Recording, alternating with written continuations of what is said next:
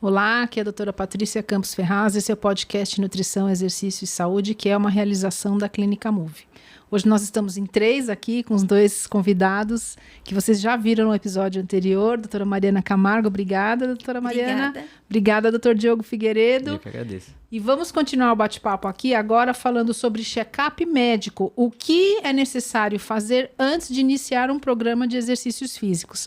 Então, primeiro eu queria chamar a doutora Mariana para explicar um pouquinho como é que é esse check-up médico, o que é necessário fazer. Então, assim, a gente chama no nosso meio de avaliação pré-participação esportiva, né?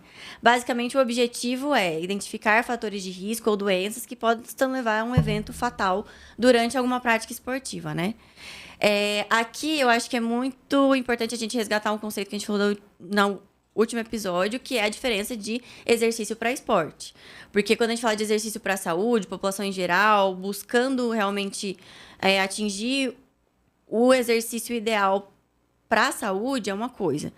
Quando a gente fala de esporte, que é quando tem objetivo competitivo, é um pouco diferente. Porque quando a gente fala de exercício para a saúde, a gente vai estar fazendo aquela dose que é a ideal. Quando a gente fala de esporte, a gente não tem esse controle, porque na verdade o objetivo é a performance, né? É a competição. Então a gente olha para coisas diferentes e até a população é um pouco diferente. Uhum. Eu vou falar primeiro da parte de esporte. E aí, depois o Diogo complementa com a parte de exercício. Perfeito. Então, quando a gente fala de esporte, a gente quer prevenir morte súbita. Então, é aqueles casos de jogador que a gente vê que para em campo. Durante uma corrida, maratona, tem alguém que tem algum evento fatal. Normalmente, é uma população mais jovem, né? E aí, a gente está buscando, principalmente, doenças cardíacas que possam levar a um quadro assim. Então, doenças genéticas, malformações. Então, assim, a gente precisa de uma história clínica bem feita e bem detalhada. Então, a gente precisa de uma avaliação médica. Precisa de um exame físico bem feito, que a gente busca tanto história pessoal, né? Que seria sintomas, dor no peito, uma falta de ar muito grande, síncope, né? Que é desmaio relacionado a esforço, alguém na família com alguma doença cardíaca, alguma síndrome familiar, alguma coisa assim. E faz o exame físico completo. Então, faz a ausculta cardíaca, vê pulsos, mede pressão dos 2 lados. E aí, nesses casos, a gente sempre pede um eletro de repouso. A gente, em geral, faz uma avaliação com um teste de esforço, que seria o ergométrico, o ergospiro. Alguns casos, a gente pode pedir o ecocardiograma. Quando a gente vê de recomendação mesmo pela diretriz brasileira, uma história bem feita e o eletro seria suficiente, mas aí a gente vai adequar dependendo de algum sintoma ou queixa. Os outros exames que a gente vai pedir. Tudo isso realizado anualmente para que a gente possa liberar ou não para o esporte. Óbvio que, assim, quando a gente fala de performance, tem vários exames laboratoriais de sangue que são importantes, mas quando a gente pensa no essencial para prevenir morte súbita, a gente está falando de causas cardíacas em geral. E aí, com o eletro e a história clínica bem feita, e aí, se necessário, alguns outros exames, a gente consegue avaliar bem todo mundo. Ainda vou fazer uma perguntinha de leigo, que é o seguinte: uma vez, assim, na época que eu corria maratona, eu fazia esses testes anualmente, e uma vez conversando com um médico mesmo que fazia o teste e tal, ele falou: olha, Patrícia, esse teste, o ergospirométrico, ele pega aí 70% dos problemas mais comuns que a gente costuma ter. Os outros 30%, a gente precisa fazer outros testes, que a gente só faz, acho que assim, com outros critérios, né?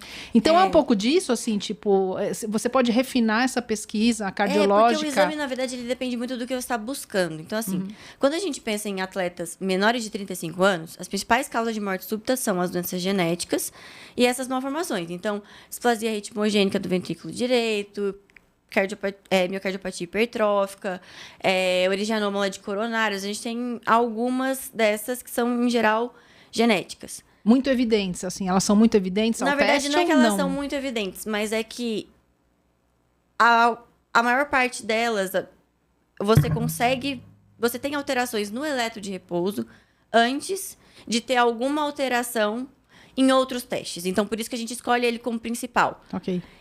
Aí, por isso que a história clínica tem que ser bem feita, bem orientada, por alguém que consiga aplicar. A gente tem questionários prontos, mas tem que entender. Mas tem que perguntar de palpitação, dor no peito, falta de ar, desmaio. Caracterizar bem como foi esse desmaio.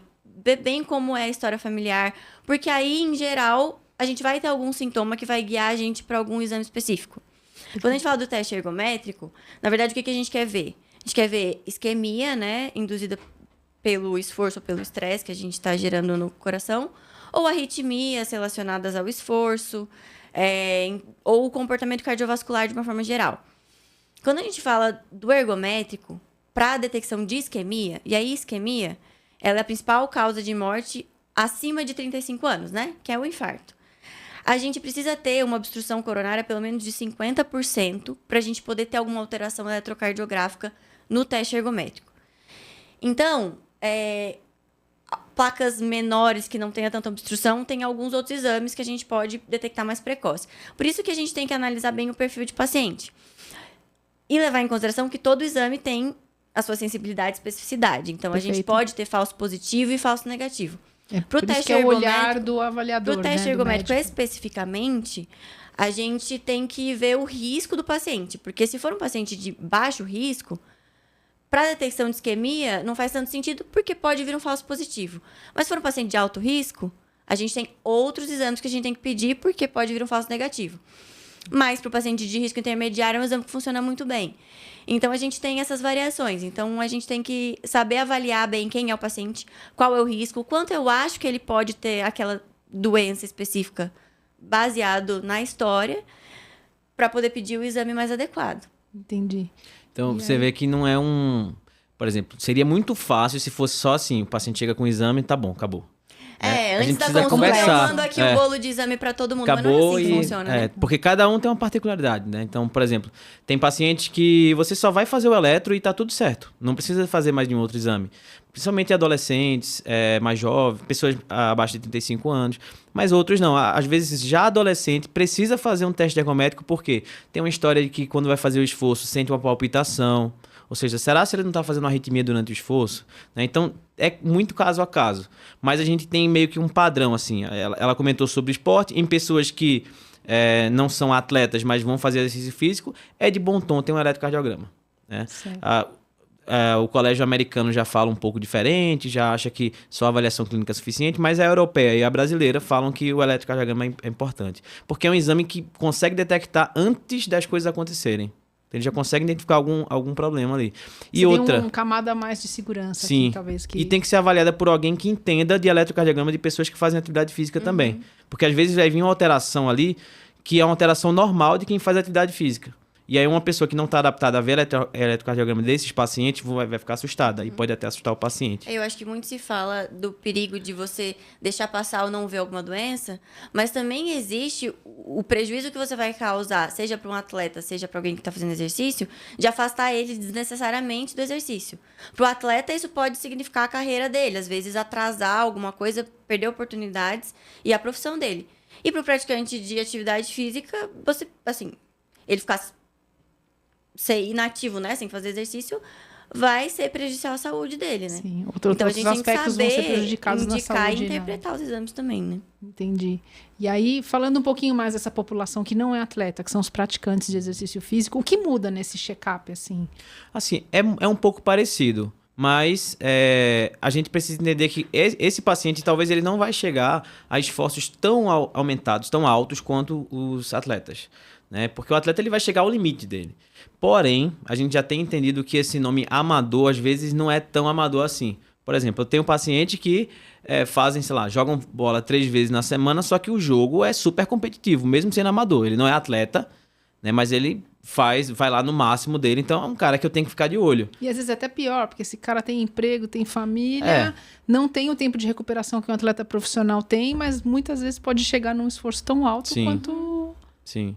Então a gente, nesses exames, que são esses 3 principais, assim, eletro, teste ergométrico e eco, o eco fica naquele de paciente para paciente, não necessariamente todo mundo tem que fazer, mas qual é a diferença deles? O eletro a gente está vendo o coração de forma elétrica. O teste ergométrico eu estou vendo de forma elétrica, mas eu estou vendo como ele se desempenha no esforço. E o eco eu estou vendo a forma do coração. Então, um eu vejo o elétrico e o outro eu vejo a forma. Então, eles se complementam, mas isso para pacientes específicos, não porque você vai pedir para todo mundo. E eu acho que, assim, é importante falar que contraindicação à prática de exercício para a saúde basicamente não existe, assim. Raríssimos os casos em que você não pode fazer nada, que não é adaptável. Então, a espera por algum exame ou a espera pela visita ao médico em pacientes assintomáticos, né, não deve atrasar o início do exercício de leve a moderada intensidade para a saúde. Então, a caminhada, iniciar a musculação, você pode começar enquanto você aguarda pelos exames, por exemplo, passa no médico. Isso é importante falar também, para que a gente não deixe as pessoas com medo, né? Tipo, não, se for algo assim relativamente leve, de intensidade leve a moderada. A ESC, né, que é a Sociedade Europeia, tem até diretriz para cardiopatas. E assim, cardiopatas até com um risco intermediário, exercício moderado, a intensidade você pode fazer sem exames médicos antes. Óbvio que você vai fazer em algum momento, mas não é essencial você esperar, sabe? Acho que é essencial visitar o médico sempre, né? Sim. Mas o malefício de você ficar parado esperando é maior do que o benefício, muito maior do que o possível risco que você vai ter de iniciar essa atividade. Então, tem que sempre estimular a começar. Não em nível competitivo, que essa é a grande diferença, né? Entendi. Uma coisa que chama muita atenção para pessoas que vão fazer exercício físico para a saúde principalmente idoso, o teste de esforço ele meio que vai ser algo quase que regra. Tá? Acima de 65 anos, o teste de esforço vai ser bem importante. Antes disso, a gente vai avaliar caso a caso. Né? Acima de 35, entre 35 e 65 anos. Mas a partir de 65, 60, 65, o teste de esforço já vai virar quase que uma regra para iniciar a atividade física. Né? Porque aí a chance de eventos cardiovasculares já é um pouco maior pelo tempo de exposição à dislipidemia, que é colesterol alto, né? E tudo mais que pode aumentar a chance de placa nas artérias. Eu acho que, assim, até esqueci o que eu ia falar. Era relacionado a exercício ou esporte? Exercício para populações... A gente tá falando de exame, de colesterol, da necessidade eu lembrei de fazer... agora. Que, assim, E se a gente achar alguma alteração nesses exames, né? Quer dizer que não vai fazer exercício? Que era a minha próxima pergunta. Não necessariamente não vai fazer exercício. Mas vai ter que ser um exercício talvez adaptado àquela condição. E aí, nesse caso, os testes de esforço são muito interessantes. Se a gente falar de arritmia, por exemplo, a gente consegue traçar um perfil dela e como ela se comporta em determinada intensidade de exercício. E até onde eu vou liberar ou não. Ou então, um paciente que tem uma obstrução coronária. Vamos tratar para ele poder começar a fazer exercício, entendeu? Então, a intenção nunca é afastar. É só identificar os riscos e ver como que vai funcionar naquele caso específico. E além dessa porque a gente está falando aqui toda uma visão cardiológica, né? Algum outro ponto importante assim a ser analisado que limitaria o exercício sem ser a parte cardiológica? Na consulta, além da avaliação de participação cardiológica, a gente também pergunta sobre questões ortopédicas, lesões anteriores, né? Então, por exemplo, se um paciente chega na consulta, vou dar um exemplo de um paciente que chega que já fez algum exercício no passado e que machucou o joelho, teve uma lesão de LCA, por exemplo, que é o ligamento cruzado anterior. Esse paciente, só pela lesão de LCA, já tem um risco maior de ter uma osteoartrose, que é uma artrose do joelho, no futuro. Então, se ele vem em consulta e já fala, eu tenho uma dor no joelho, e ele quer começar a fazer corrida de rua, não é que eu vou contraindicar a corrida de rua, mas eu vou ter que primeiro prepará-lo melhor para essa corrida. Então, ele vai precisar... Óbvio que todo mundo vai precisar fazer o aeróbico com o resistido, mas esse cara vai ter que ter muito mais enfoque no resistido, no exercício de força, para preparar aquela articulação. Então, também faz parte da nossa consulta, né, Mari? Fazer essa avaliação também das outras coisas, além da parte cardiológica. Será que ele tem uma diabetes? Ele usa insulina, por exemplo. Qual é a intensidade de exercício que ele vai poder fazer? Porque também tem uma alteração na glicose. Então, tem várias coisas que são detalhes, mas que cada um, se você for colocar no exercício, pode influenciar. Né? E acho que, assim, uma coisa que não tem... É que é muito da nossa consulta, né? Avaliar todos os pontos. A diretriz que a gente tem... Porque, assim, o que pode matar realmente é o coração. Então, a gente tem muito bem estabelecido, tipo, um checklist. Não esqueça. Mas, assim, uma coisa que eu tenho percebido, né, muito e sempre tento abordar ou investigar de alguma forma, é também a parte psicológica e a motivação do paciente para aquele exercício. Quando a gente pensa em doenças mentais de uma forma geral, transtornos alimentares, transtornos de imagem ou algum quadro de ansiedade, alguma condição que possa ter o exercício como um sintoma ou o exercício exagerado como um sintoma, É importante a gente ver se para aquele paciente o exercício vai ser saúde mesmo. Porque, assim, às vezes é uma coisa que você... Dificilmente o paciente vai relatar, assim, né, por vontade própria, mas transtornos alimentares, principalmente, Porque tem que isso perceber. pode mascarar muita coisa. Porque né? daí Quer não dizer, a vai pessoa comer, vai pode- fazer exercício, vai estar em E às vezes risco. vai fazer compulsivamente Vai estar em exercício, risco, vai uma estar em paciente risco com anorexia ou nutricional, bulimia, que usa o exercício como forma de de purgar, purgação, né? Assim, talvez não seja adequado que ela se exercite Isso nesse são as contexto. sutilezas que a gente vai vendo no atendimento. E que a gente tem que tentar sentir, né? Óbvio que a gente não vai conseguir identificar todos os casos, né? Mas ter esse olhar para isso é importante.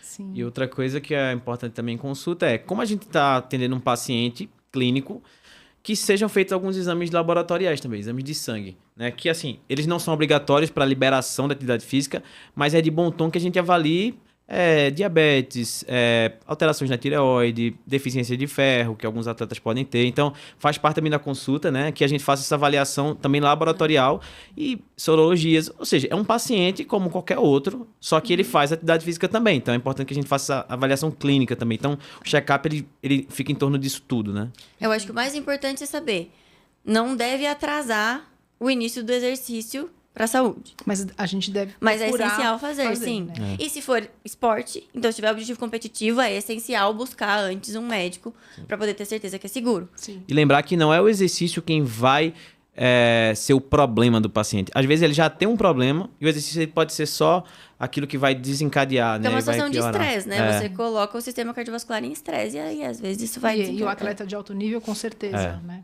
Dependendo Chegar da em níveis muito modalidade, altos. muito alto, né? Exato. Bom, então nós estamos chegando ao fim de mais um episódio.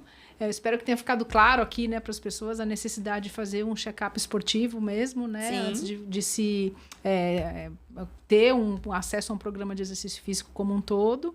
Para isso, idealmente procurar um médico do esporte. Eu e ou Diogo pelo esperamos menos vocês na Clínica isso Move. na Clínica Move, né? Ou Brasil afora aí, para quem está Ou vendo a é. gente, né? Pelo menos um clínico ou né, um médico médico do que tiver esporte, alcance né, na sua cidade para ter pelo menos os exames iniciais, né? Então, muito obrigada à Clínica Move pelo apoio ao projeto, muito obrigada a todos vocês que nos assistem e até o próximo episódio.